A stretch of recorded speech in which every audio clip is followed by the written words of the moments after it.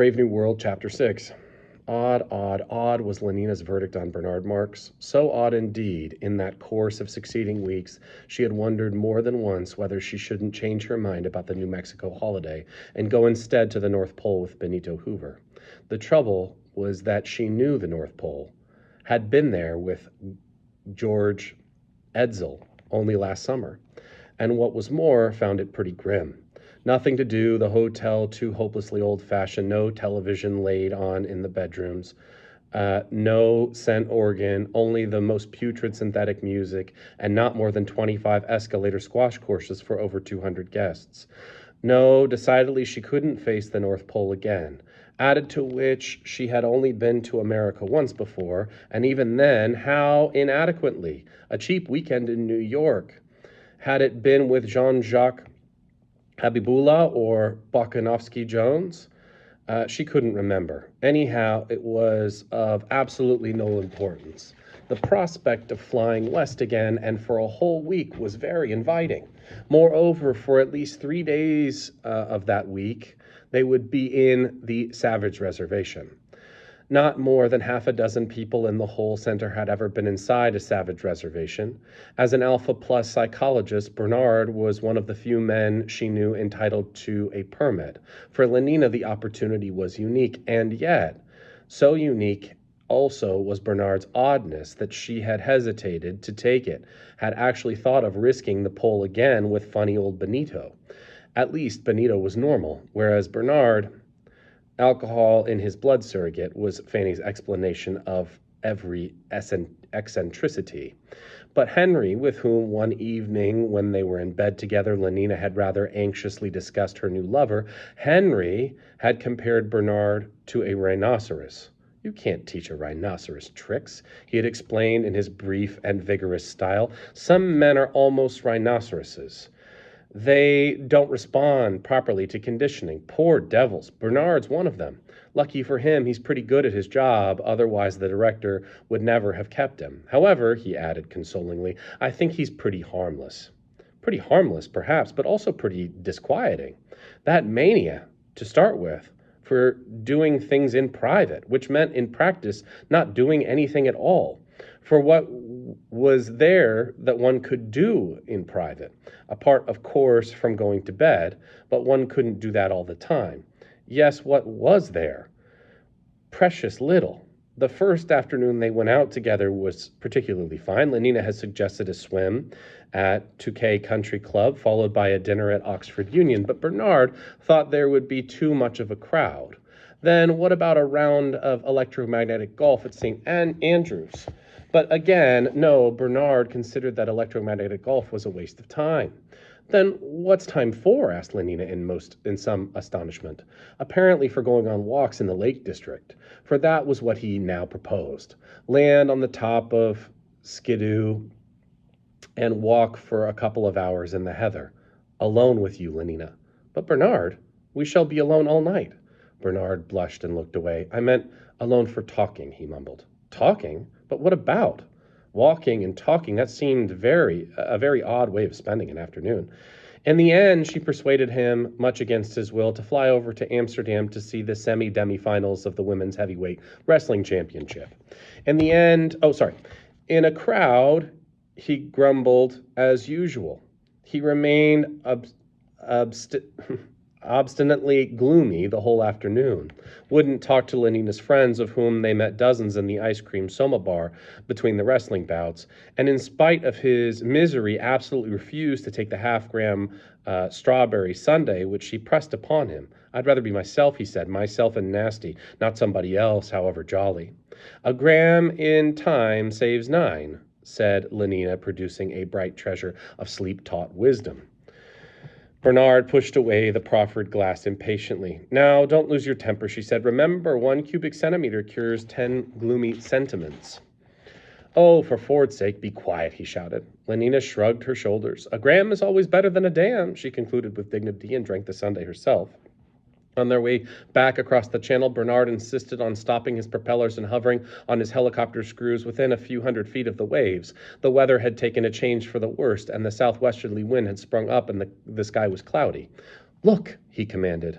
But it's horrible, said Lenina, shrinking back from the window. She was appalled by the rushing emptiness of the night, by the black foam-flecked water heaving beneath them, by the pale face of the moon, so haggard and distracted among the hastening clouds.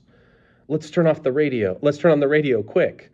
She reached for the dialing knob on the dashboard and turned it at random. Skies are blue inside of you, sang 16 tremolo falsettos. The weather's always... Then a hiccup and silence.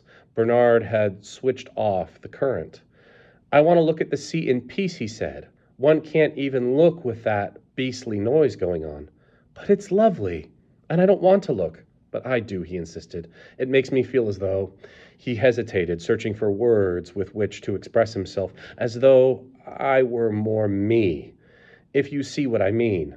More on my own, not so completely part of something else. Not just a cell in the social body. Doesn't it make you feel that, Lenina? Top of 91, I don't know why I said that. But Lenina was crying. It's horrible, she kept repeating. And how can you talk like that about not wanting to be a part of the social body? After all, everyone works for everyone else. We can't do without anyone, even epsilons. Yes, I know, said Bernard derisively. Even epsilons are useful. So am I. And I'm damn well wish I weren't. Lenina was shocked by his blasphemy. Bernard, she protested in a voice of amazed distress. How can you? In a different key. How can I? He repeated meditatively. No, the real problem is, how is it that I can't? Or rather, because after all, I know quite well why I can't.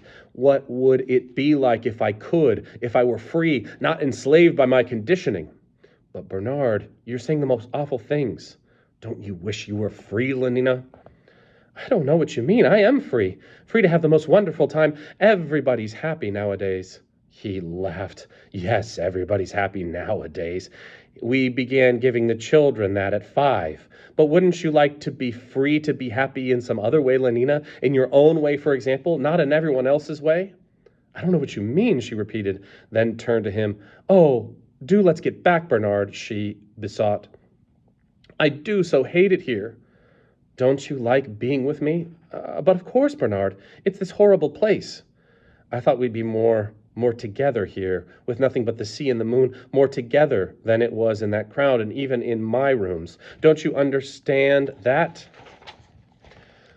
I don't understand anything, she said with decision, determined to preserve her incomprehension intact. Nothing, least of all, she continued in another tone, when you don't take soma.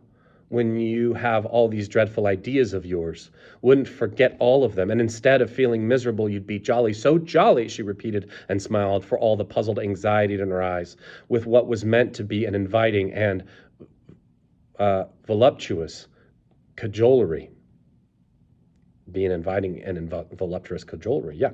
He looked at her in silence, his face unresponsive and her very grave. Looked at her intently. After a few seconds, Lenina's eyes flinched away. She uttered a nervous little laugh, tried to think of something to say and couldn't. The silence prolonged itself. When Bernard spoke at last, it was in a small, tired voice.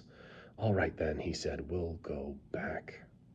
And stepping hard on the accelerator, he sent the machine rocketing up into the sky. At 4,000, he started his propeller. They flew in silence for a minute or two. Then suddenly Bernard began to laugh. Rather oddly, Lenina thought, but still, it was laughter. Feeling better, she said, she ventured to ask. For a little, he lifted one hand from the controls and slipped his arm around her, began to fondle her breast. Thank Ford, she said to herself, he's all right again. Half an hour later, they were back in the rooms. Bernard swallowed 4 tablets of soma at a gulp and turned on the radio and television and began to undress. Well, Lenina inquired with a significant archness when they met next afternoon on the roof. Did you think it was fun yesterday? Bernard nodded. They climbed into the plane, a little jolt, and they were off. Everyone says I'm awfully pneumatic, said Lenina reflectively, patting her own legs. Awfully, but there was an expression of pain in Bernard's eyes. Like meat, he was thinking. She looked up with certain anxiety. But you don't think I'm too plump, do you? He shook his head. Like so much meat. You think I'm all right? Another nod. In every way? Perfect, he said aloud. And inwardly, she thinks of herself that way. She doesn't mind being meat. Lenina smiled triumphantly, but her satisfaction was premature. All the same, he went on, after a little pause, I still rather wish it had ended differently. Differently? Were there other endings? I didn't want to end with our going to bed, he specified. Lenina was astonished. Not at once, not the first day. But then what? He began to talk a lot of incomprehensible and dangerous nonsense. Lenina did her best to stop the ears of her mind. But every now and then a phrase would insist on becoming audible. To try the effects of arresting my impulses, she heard him say. The words seemed to touch a spring in her mind. Never put off till tomorrow the fun you can have today, she said gravely. 200 repetitions twice a week for 14 to 16, from 14 to 16 and a half was all his comment. The bad, mad talk rambled on. I want to know what passion is, she heard him saying. I want to feel something strongly. When the individual feels, the community reels, Lenina pronounced. Well, why shouldn't it reel a bit? Bernard! But Bernard remained unabashed.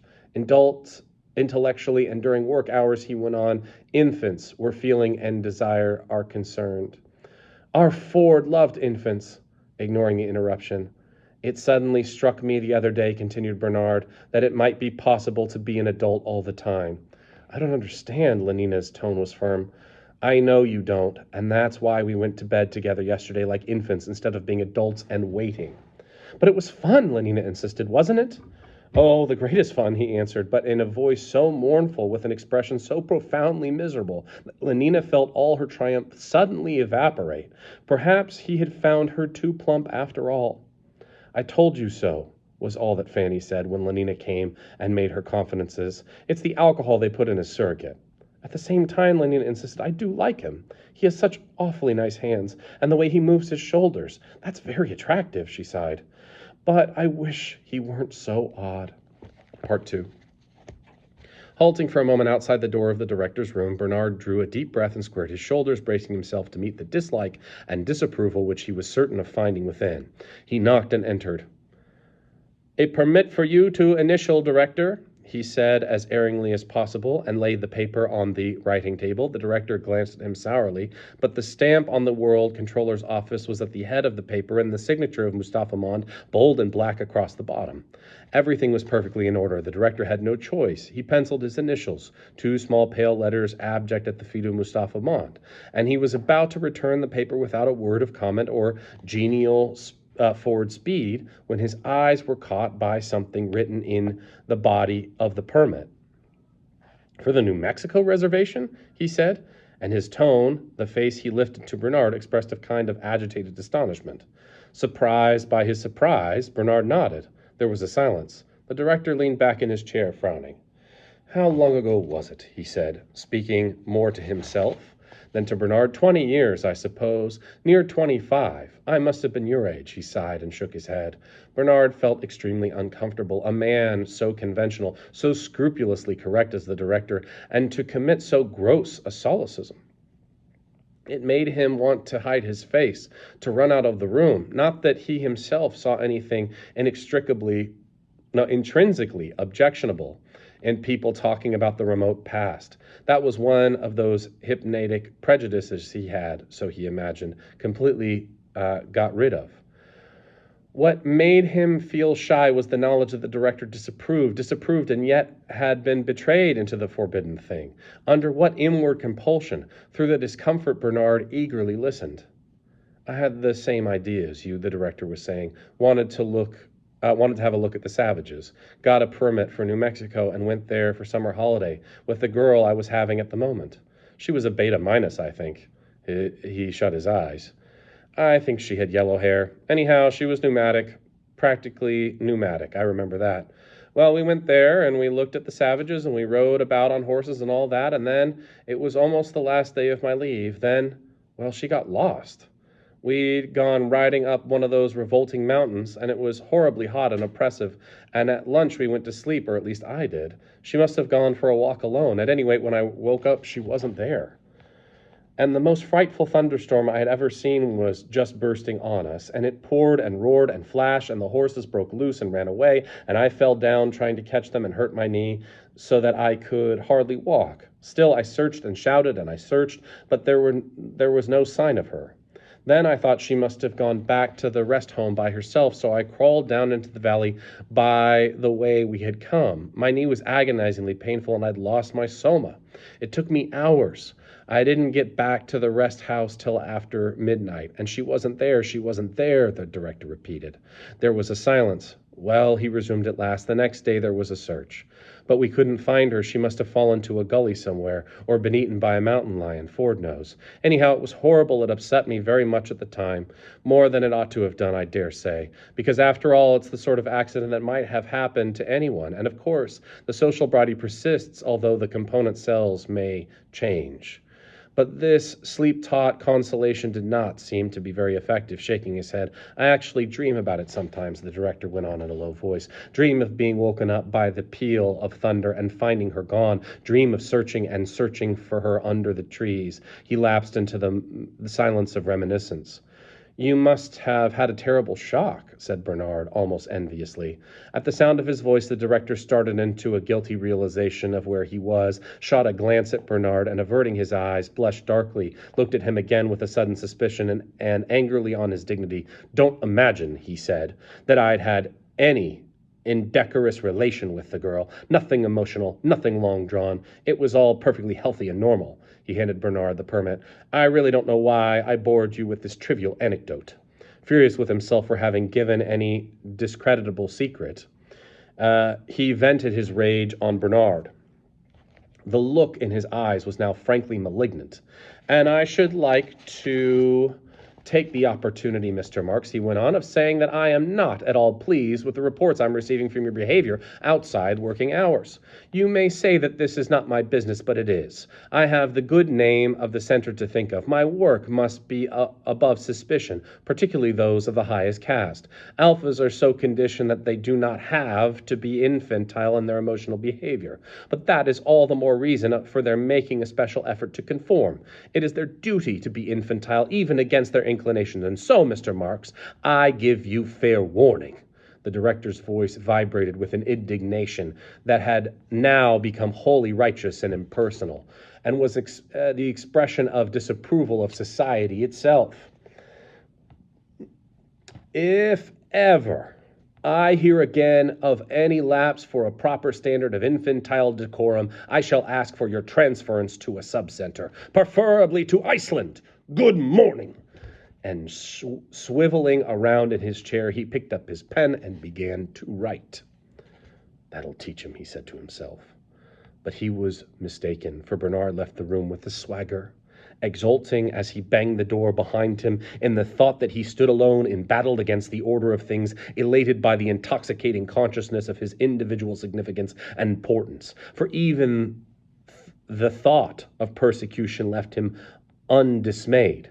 Was rather toxic than was rather tonic. Tonic means a plus, like a salve, something good, than depressing.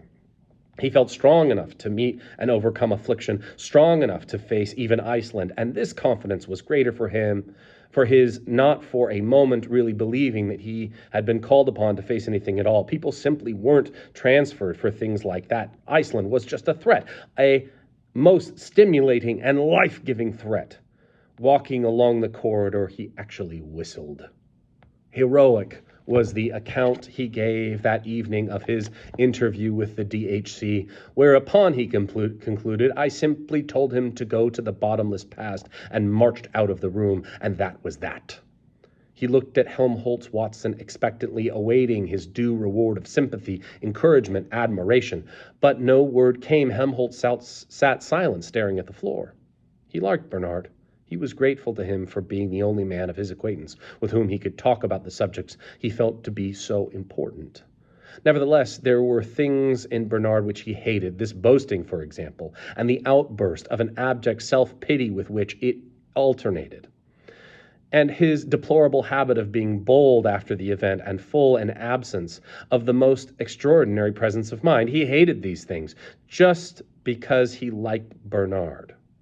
The seconds passed. Helmholtz continued to stare at the floor, and suddenly Bernard blushed and turned away. Part 3.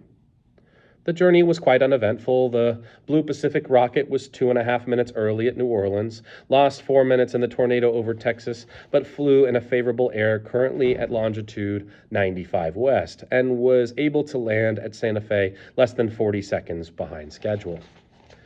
40 seconds on a 6.5 hour flight. Not so bad, Lenina conceded. They slept that night at Santa Fe. The hotel was excellent, incomparably better, for example, than the horrible Aurora Bora Palace, in which Lenina had suffered so much the previous summer. Liquid air, television, vibro-vacuum massage, radio, boiling caffeine solution, hot contraceptives, and 8 different kinds of scents were laid in every bedroom. The synthetic music plant was working as they entered the hall and left nothing to be desired. A notice in the lift announced that there were 60 escalator squash racket courts in the hotel and that obstacle and electromagnetic golf course both be played in the park. But it sounds simply too lovely, cried Lenina. I almost wish we could stay here. 60 escalator squash course. There won't be any in the reservation, Bernard warned her, and no scent, no television, not even, no hot water even. If you feel you can't stand it, stay here till I come back. Lenina was quite offended. Of course I can stand it. I only said it was lovely here because progress is lovely, isn't it? 500 repetitions once a week from 13 to 17, said Bernard wearily as though to himself. What did you say? I said that progress was lovely. That's why you mustn't come to the reservation unless you really want to. But I do want to. Very well, then, said Bernard, and it was almost a threat. The permit required the signature of the warden of the reservation, at whose office next morning they duly presented themselves. An Epsilon Plus Negro porter took in Bernard's card, and they were admitted almost immediately. The warden was a blonde and brachycephalic Alpha Minus, short, red, moon-faced, broad-shouldered, with a loud, booming voice, very well adapted to the utterance of hypnopathic wisdom. He was a mine of irrelevant information and unasked-for good advice. Once started, he went on and on boomingly. 560,000 square kilometers, divided into 4 distinct sub-reservations, each surrounded by a high-tension wire fence. At this moment, and for no apparent reason, Bernard suddenly remembered that he had left the Eau de Cologne tap in his bathroom wide open and running, supplied with current for the Grand Canyon Hydroelectric Station. Cost me a fortune by the time I get back. With his mind's eye, Bernard saw the needle of the cent meter creeping round and round, ant-like indefatigable. Quick telephone to Helmholtz Watson. Upwards of 5,000 kilometers of fencing at 60,000 volts. You don't say so, said Lenina politely, not knowing in the least what the warden had said, but taking cue from his dramatic pause. When the warden started booming, she had inconspicuously swallowed 0.5 gram of soma, with the result that she could now sit serenely, not listening, thinking of nothing at all, with her large blue eyes fixed on the warden's face in an expression of rapt attention. To touch the fence is instant death, pronounced the warden solemnly. There is no escape from a savage reservation. The word escape was suggestive. Perhaps, said Bernard, half rising, we ought to think of going. The little black needle was scurrying an insect nimbly through time, eating into his money. No escape, repeated the warden, waving him back into the chair, and as the permit was not yet countersigned, Bernard had no choice but to obey. Those who are born in the reservation, and remember, my dear lady, he added, leering obscenely at Lenina and speaking in an improper whisper, remember that in the reservation children still are born. Yes, actually born, revolting as that may seem. He hoped that this reference to a shameful subject would make Lenina blush, but she only smiled with a simulated intelligence and said, You don't say so. Disappointed, the warden began again. Those, I repeat, who are born in the reservation are destined to die there. Destined to die? A deciliter of eau de cologne every minute, 6 liters an hour. Perhaps, Bernard tried again, we ought... Leaning forward, the warden tapped the table with his forefinger. You ask me how many people live in the reservation, and I reply triumphantly, I reply that we do not know. We can only guess. You don't say so. My dear young lady, I do say so.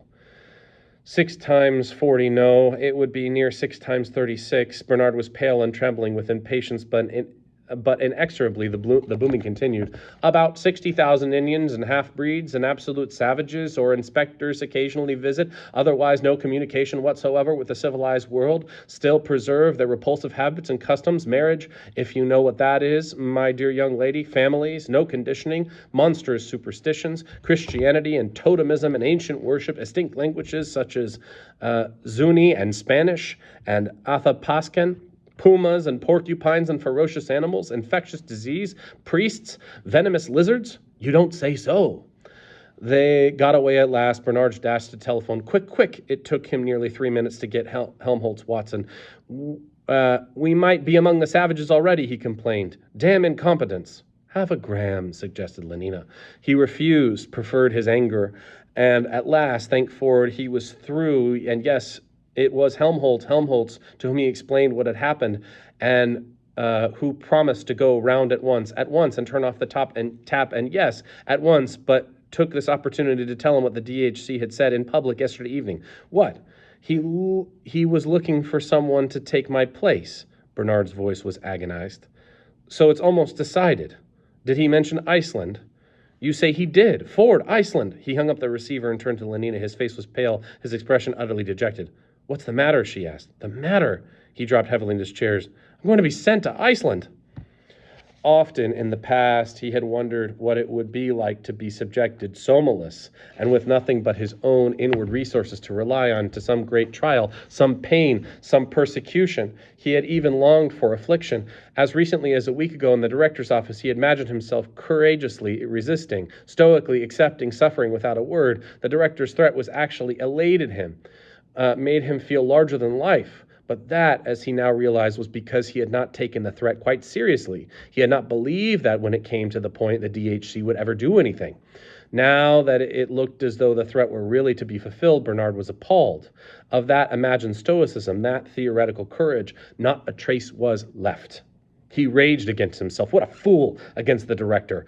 How unfair not to give him that other chance which he now had no doubt at all he had always intended to take in. Iceland. Lenina shook her head. Was and will make me ill, she quoted. I take a gram and only am.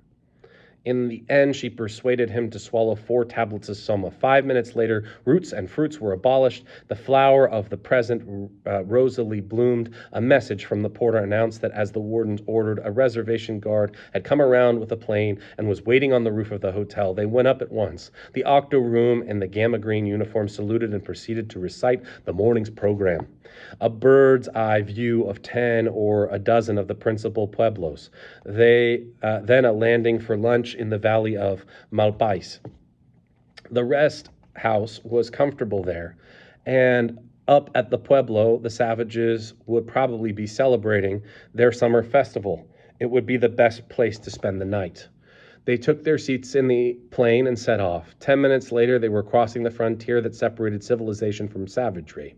Uphill and down, across the desert of salt and sand, through forests, in the violent depths of canyons, over crag and peak and tabletop mesa, the fence marched on and on irresistibly, the straight line and the geometrical symbol of triumphant human purpose. And at its foot, here and there, a mosaic of white bones, a still unrotted carcass, dark on the tawny ground, marked the place where deer and steer, puma or porcupine or coyote, or the greedy turkey buzzard, drawn down by the whiff of carrion and fulminated as though by a poetic justice, had come too close to the destroying wires. They never learn, said the green uniformed pilot, pointing down at the skeletons on the ground below.